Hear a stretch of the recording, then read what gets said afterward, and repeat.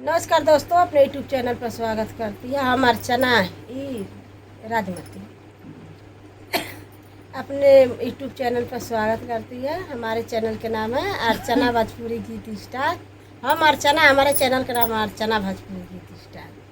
आप जाइए, एक बार ज़रूर देखिए। बहुत प्यारा प्यारा, बहुत सुंदर सुंदर हम लोग गीत गा रहा है। आप लोग देखिए, सपोर्ट करिए, आगे बढ़ाइए। देखिए, आप लोग को पसंद होगा तो प्यारा सा कमेंट करके बताइए ये गीत कैसा है।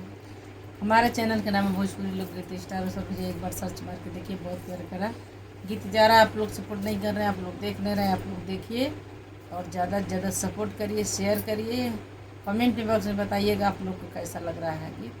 और इससे हम मान लीजिए जो गलती होगा उसको माफ़ करिएगा आप लोग, और आप लोग बताएंगे कमेंट में तो हम लोग सुधार करेंगे। भूअर भूअर सरवा पर आइली सवार जमाइया, भगता करेला पुकार जमाइया, भगता करेला पुकार जमाइया। भूअर भूअर सरवा पर आइली सवार जमाइया, भगता करेला पुकार जमाइया, भगता करेला पुकार जमाइया। माइया के माथे पे टोवेला टिकावा, माइया के माथे पे सोवेला टिकावा, सोवेला भिंडिया लाल लाल जमाइया, भगता करेला पुकार जमाइया, भगता करेला पुकार जमाइया। भूअर भूअर बसेरावा पवोई के सवार जमाइया, भूअर भूअर सेरावा पवोई के सवार जमाइया, भगता करेला पुकार जमाइया, भगता करेला पुकार जमाइया।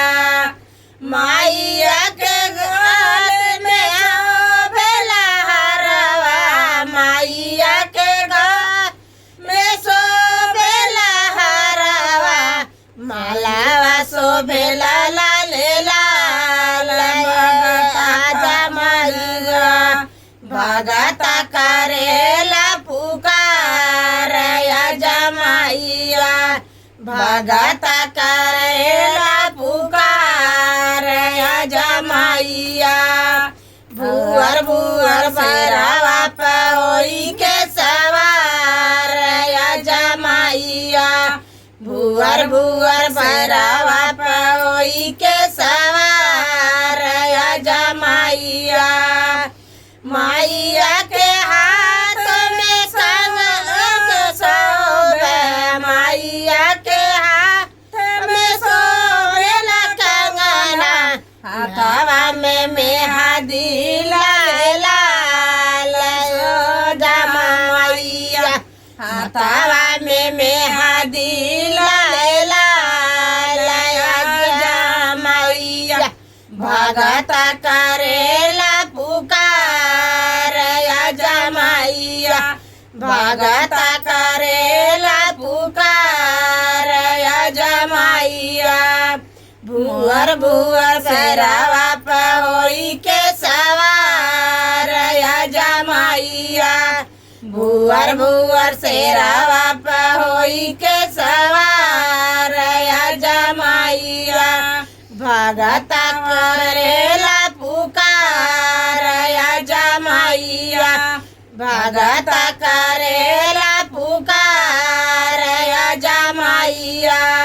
माइया के रंग में सोभेला छोड़िया, माइया के रंग में सोभेला सड़िया, सोभेला चुनारी लाल लाल जमाइया, शोभेला चुनरी लाला लया जमाइया भगत करेला पुकार या जमाइया भगत करेला पुकार या जमाइया शेरा लाल लाल शेरावा पे होई के सवार या जमाइया भुअर भुअर शेरावा पे होई के सवार या जमाइया भगत करेला पुकार या जमाइया भगत